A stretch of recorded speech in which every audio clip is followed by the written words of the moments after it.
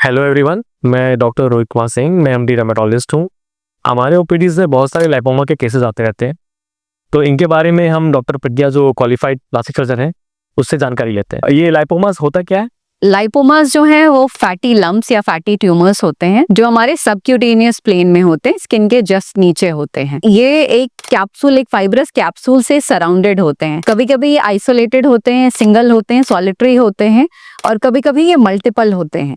जो मल्टीपल होते हैं उसको एक कंडीशन बोलते हैं लाइपोमेटोसिस। कभी कभी ये कुछ सिंड्रोम्स के साथ भी एसोसिएटेड होते हैं, जैसे गार्डनर्स वगैरह। तो लाइपोमास जो है वो फैटी ट्यूमर्स होते हैं और यूजुअली ये बिनाइन होते हैं, यानी कि ये नॉन कैंसरस होते हैं। कैसे हम इसको कंफर्म कर सकते हैं कि वो लाइपोमास है? लाइपोमास को कंफर्म करने के लिए सबसे पहले आपको किसी डॉक्टर को विजिट करना होगा। लाइपोमा की डायग्नोसिस क्लिनिकली ही बन जाती है। एग्जामिन करके वो पता लग जाता है कि वो किस प्लेन में है, मसल के नीचे है, मसल के ऊपर है। उसकी फील से, उसके टेक्सचर से क्लियर हो जाता है क्लिनिकली एग्जामिन करके कि वो लाइपोमा है। लाइपोमा को कंफर्म करने के लिए हम उसका अल्ट्रासाउंड कर सकते हैं। अगर कोई डीप लाइपोमा है, मसल के नीचे है, तो हम एमआरआई भी कर सकते हैं।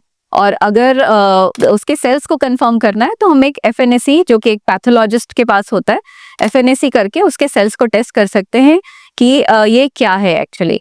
और अगर आप डायरेक्टली उसकी एक्सिजन बायोप्सी भी करा सकते हो, यानी उसको पूरा निकाल के और लैब में भेज के माइक्रोस्कोप के अंदर उसको चेक कर सकते हैं कि एग्जैक्टली वो किस तरह के सेल्स हैं। तो क्या सारे लाइपोमास में ट्रीटमेंट की जरूरत है? अगर आपने क्लिनिकली एक रिलायबल, एक क्वालिफाइड प्लास्टिक सर्जन, डर्मेटोलॉजिस्ट किसी को दिखाया है और उसने कंफर्म कर दिया है कि ये लाइपोमा है और वो बहुत छोटा है, आपको बॉदर नहीं कर रहा है कॉस्मेटिकली, या डिसफिगरिंग नहीं है, या फिर आपके जॉइंट्स पे नहीं है, या किसी तरह से आपको प्रॉब्लम नहीं कर रहा है, तो आप उसको छोटे स्मॉल सॉलिटरी लाइपोमास को आप एज सच छोड़ सकते हैं।